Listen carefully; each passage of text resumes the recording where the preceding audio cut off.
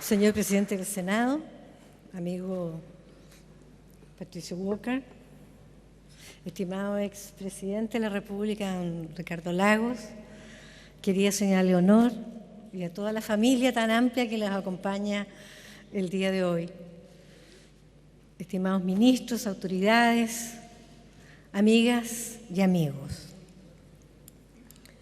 La aventura podrá ser loca, pero el aventurero para llevarla a cabo habrá de ser cuerdo, dijo alguna vez Chesterton, refiriéndose al requisito para realizar con éxito grandes cosas. La mayoría de nosotros transitamos por esta vida sin grandes sobresaltos, sin sostener en nuestras espaldas el destino de otros, ni sometidos a grandes encrucijadas morales. Pero cuando ellas llegan, sabemos de la madera de la cual estamos hechos. Por ello, todo relato personal es digno de ser construido. Cualquier historia particular es una aventura, aunque sea una anónima.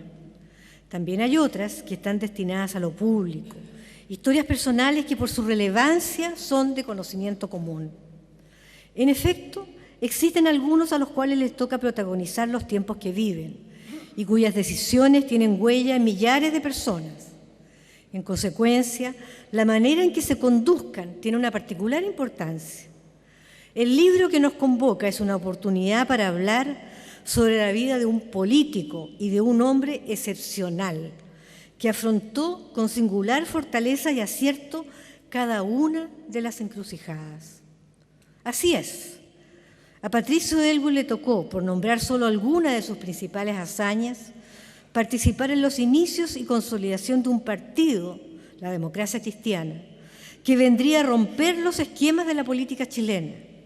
Ser el presidente de dicho partido cuando su candidato conformó un inédito gobierno de partido único. Erigirse como uno de los líderes de la oposición a la dictadura. Ser elegido como el primer presidente democrático, con el dictador sentado como comandante en jefe. ¿Qué duda cabe? Ha tenido una vida intensa. Siendo expresidente de la República, volvió a presidir su partido querido, la Democracia Cristiana, cuando éste enfrentó dificultades. Su testimonio es inmenso. Este libro nos da la posibilidad de recordarlo. Y vale la pena hacerlo hoy, que vivimos en tiempos algo desmemoriados. Todo tiempo sufre de aquellos que creen que la historia, como lo decía muy bien el presidente Lagos, comienza con ellos, que desconocen el pasado y lo evalúan desde la más atrevida ignorancia. La obra de Patricio Aylwin, aun con todos los reconocimientos que ha tenido, no ha sido todavía calibrada en toda su dimensión. Se trata, como dice el título del libro, de una vida republicana, de una ejemplar clase política, doctrina y convicción. Pretendo compartir algunas ideas de la vida de Patricio Aylwin que me inspira. Lo voy a hacer ligada a esta trilogía del libro que hoy estamos comentando y que, por cierto, recomiendo leer. Una doctrina es un conjunto coherente de ideas, valores, opiniones religiosas, filosóficas, políticas, sustentadas por una persona o un grupo. Una doctrina es algo bien escaso en el mundo público de hoy, digámoslo con tristeza. Estoy convencida, como ha señalado Michael Sandel, en que una de las razones del desgaste de la política actual, de su falta de sintonía con el electorado, no solo en Chile, sino también lamentablemente en todas las democracias occidentales, es que el lenguaje de la política se ha ido tornando vacío, concentrado en las formas, en los procedimientos, exentos de deliberación, a lo más provisto de eslóganes de fácil repetición y corta profundidad. Pocos políticos se atreven hoy a señalar cuáles son los fundamentos de su actuar, si es que los tienen. Si las posiciones fundantes del debate se mantienen ocultas, este se empobrece, pierde su esencia y los políticos no pueden cumplir con su primera misión, deliberar. Con ello, la búsqueda del bien común y el autogobierno se ven disminuidos como ideales. La misma democracia pierde parte importante de su valor. Y es que lo más relevante en una persona, y especialmente en un político, es su particular visión del hombre y del universo. Antes que saber qué opina del sistema de transporte o de la energía, perdón, ministro, pero no, creo que es muy importante. Pero antes de eso, nosotros deberíamos preguntarles sobre esto. ¿Qué son? ¿Qué representan? ¿Qué van a defender? Patricio Aylwin nunca ocultó la suya. Más bien la reveló durante toda su carrera. Quisiera destacar una de las ocasiones en que hizo con especial brillo. En su proclamación como candidato a la presidencia de la República, ese año 1989, le dijo al país lo más importante que debía saber de él. Cito comillas: soy chileno de clase media, amante de mi familia y de mi patria. Creo en Dios, creo en el hombre, la dignidad superior del ser humano. Por lo mismo, creo en el pueblo, en la sensatez, el sentido común, la sabiduría innata del hombre común. Concibo la vida como una tarea. Desde niño sentí que mi tarea es la justicia, luchar por la justicia, y eso he procurado hacer durante toda mi vida. Por eso fui abogado y profesor de Derecho. Por eso me hice político, para luchar por la justicia para nuestro pueblo. Por ser cristiano, busco primero el reino de Dios y su justicia, y espero que lo demás llegue por añadidura. Por ser demócrata, creo en la capacidad y en el derecho del pueblo de decidir por sí mismo sobre su destino. Defiendo la libertad de mi adversario y he aprendido a respetar siempre las opciones discrepantes de las mías. Entiendo el poder como un instrumento para servir. Creo en la razón y en el derecho. Concibo a la fuerza como un instrumento solo de la razón y del derecho. Rechazo terminantemente la violencia. Soy hombre de partido. Desde hace medio siglo soy demócrata cristiano, porque creo en los valores y principios del humanismo cristiano. Cierre comillas.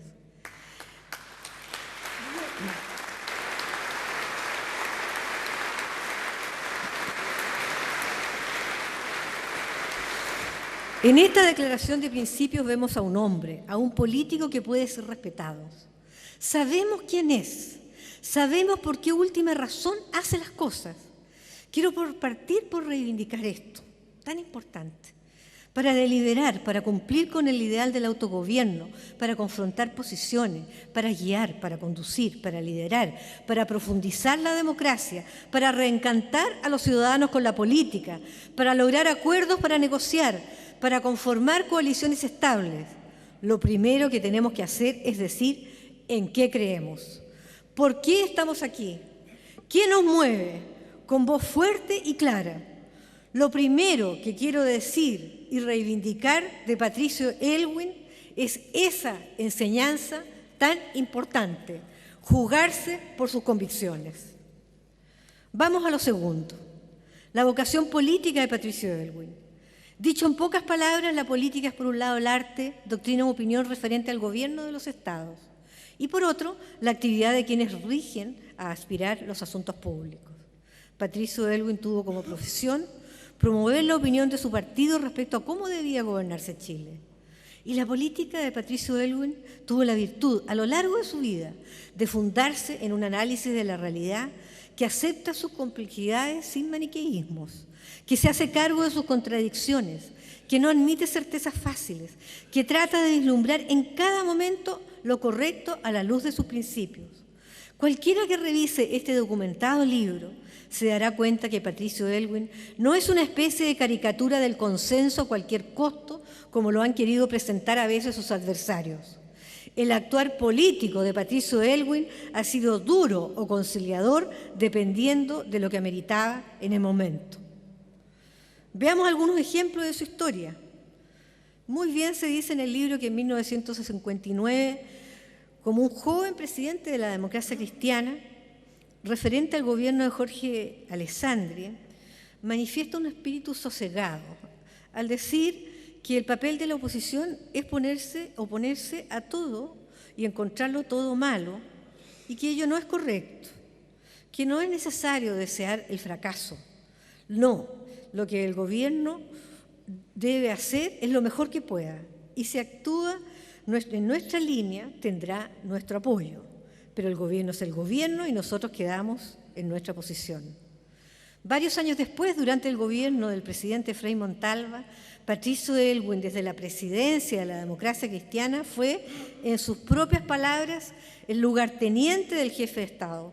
Jugó este rol tanto para defender el gobierno de las críticas provenientes de la oposición, que atacaba por los dos flancos, por la izquierda y por la derecha, como de los conflictos y problemas internos de la democracia cristiana. El gobierno de Frei Montalva, uno de los más exitosos y reformadores de que tenga conciencia en nuestro país, tuvo en Aylwin un escudero. Su lealtad con el gobierno y con el presidente Frei Montalva es legendaria. Y si hubo que subir de tono, Aylwin lo hizo. Ejemplo, cuando se oponía la derecha a la reforma agraria que impulsó el presidente Frei Montalva, cito a Patricio Aylwin: solo la resisten quienes no comprenden la marcha de la historia, porque para ellos el derecho es sinónimo de un orden establecido que ampara determinado régimen económico-social, es sinónimo de protección a determinados intereses creados. Cierre comillas. Lo dice en forma suave, pero en el fondo hay una crítica profunda a la oposición que en ese entonces tenía a la reforma agraria. Recordemos que Patricio Aylwin tuvo un rol importante en la reforma agraria y que el proceso de expropiación tiene el nombre de Ley Aylwin, la ley número 17.280. Luego del golpe, tempranamente comenzó a denunciar los atropellos del régimen y fue opositor. En enero del 74, la directiva de la ADC que presidía envió una carta a la Junta de Gobierno con copia a la Corte Suprema, manifestando la preocupación por los atropellos de los derechos humanos. Luego de ello, prohíbe la participación de demócratas cristianos en cargos políticos del régimen. No le tiembla la mano para expulsar del partido a quienes no hicieron caso de esa instrucción, entre ellos algunos que consideraba amigos cercanos. En 1976, agotado, deja la presidencia del partido. Según él, estos son los años más difíciles de su vida, al tomar conciencia de la magnitud de los atropellos al régimen y que éste pretendía, además, eternizarse en el poder. Con todo, don Patricio es quien conocemos.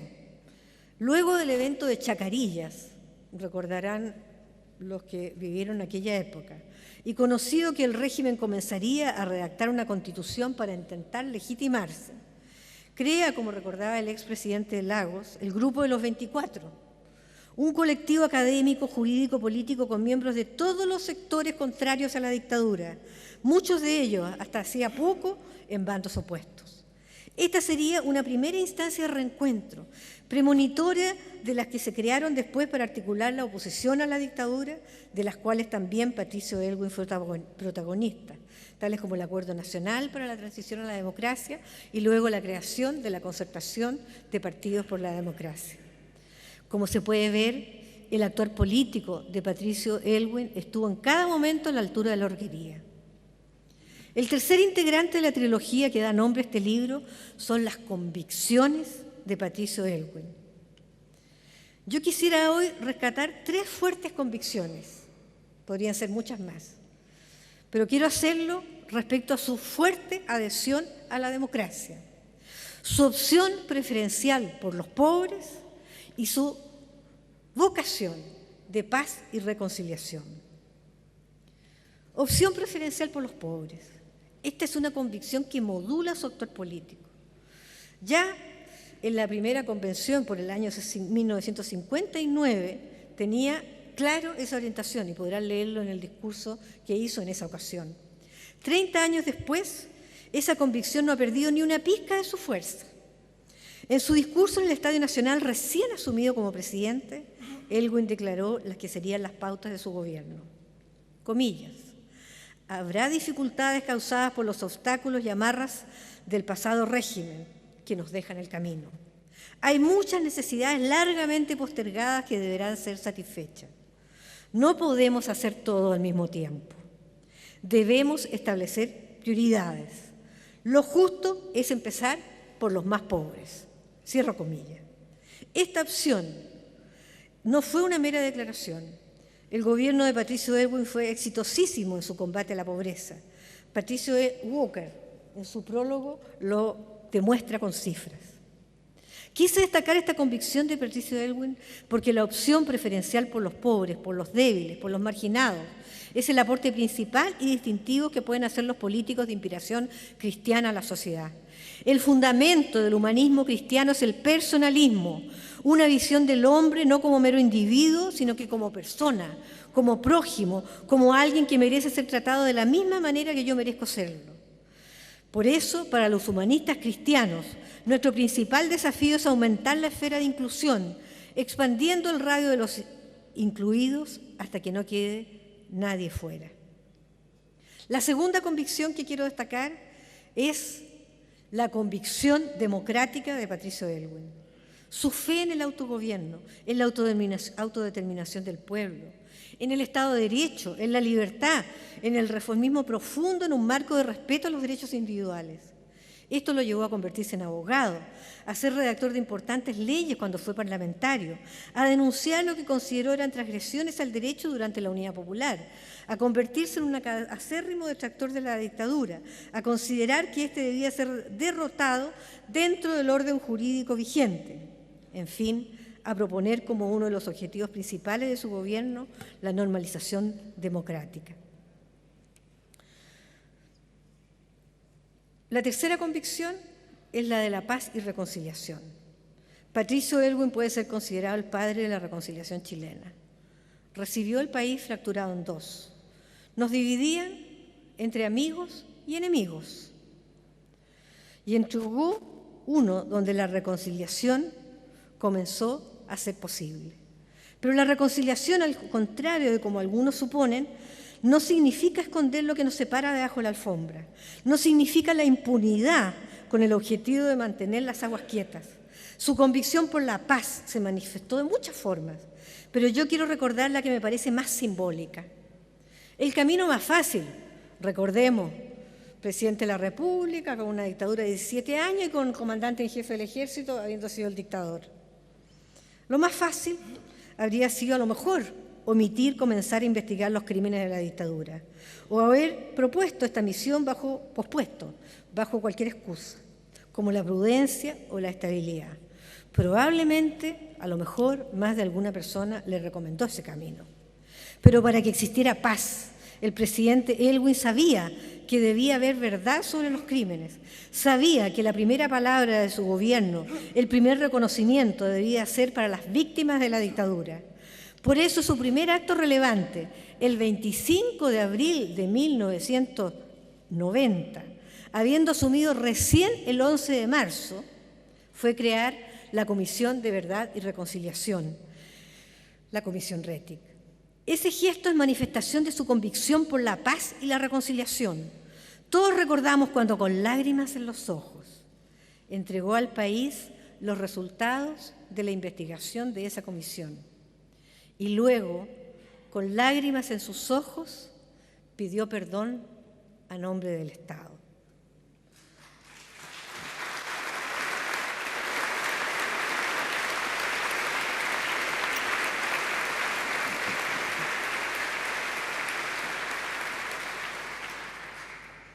Voy terminando. Si para algo deben estar los humanistas cristianos, en política, es para intentar ejemplificar con el testimonio personal que es posible la excelencia, para entregar propuestas de bien común, para promover la opción de los pobres y débiles, para ser mensajeros de la paz y de la justicia. Patricio Aylwin ha sido fiel como pocos a esa vocación. Recuerdo su rigurosidad al tratar los distintos temas del país. Solo un ejemplo que me tocó vivir como su ministra del CERNAM en la época. Presentamos el proyecto de filiación. No les voy a decir lo que significó esto en la sociedad y en el Parlamento. Hay algunos parlamentarios que estaban en esos momentos en el Congreso y lo que costó. Pero Patricio Aylwin, antes de presentar los proyectos de ley, los estudiaba personalmente. Entonces, este proyecto de filiación, que era muy importante y que sabíamos que iba a venir con una tremenda discusión en la sociedad y en el Parlamento, se fue a Cerro Castillo con el proyecto. Y yo recuerdo, ustedes saben que teníamos en las casas los ministros, tienen también los actuales, un teléfono que se comunica con los otros ministros y con el presidente o la presidenta. Bueno, en este caso no paró de sonarme el sábado y el domingo el teléfono, porque él con esa sencillez, y con esa, perdón, Soledad, pero ¿no cree usted que a este artículo debiéramos agregarle, disculpe, voy a ver mis notas, que yo sabía que las había hecho con el lápiz Bic, recuerda, ¿no es cierto?, porque fuimos miembros juntos del gabinete del presidente Elwin, con un lápiz Bic y con una libretita que le regalaban los nietos, una libretita de esas que se usa o se usaban en las escuelas, muy modesta, y él allí anotaba todo en su libretita con un lápiz Bic, nunca usó otro lápiz que el lápiz Bic. No estoy haciéndole propaganda, entre paréntesis. Pero recuerdo que me llamó, leía sus notas, y él, acuciosamente, Soledad, vamos a enfrentar, ¿cómo va a defender este aspecto? ¿Cómo lo va a hacer respecto a este otro? Dijo, yo le voy a hacer llegar en la noche, cuando llegue de vuelta a Santiago, mis pequeñas observaciones. ¡Qué rigurosidad! ¡Qué forma de involucrarse personalmente para hacer una tarea bien hecha! Para mandar bien redactado un proyecto de ley al Congreso, para tener los argumentos necesarios para defenderlo. Así era, y así como presidente de la República, don Patricio Elwin, y así lo ha sido en cada una de las responsabilidades que él ha asumido. Pero además de todo esto, hay algo que quiero agregar como cualidad de un político, a mi juicio, para ser completo. La calidad humana de don Patricio, expresada permanentemente. Su sencillez. Ha vivido en la misma casa que ha mantenido durante toda su vida. Su valoración por las personas y el orgullo y preocupación por cada uno de los integrantes de su familia.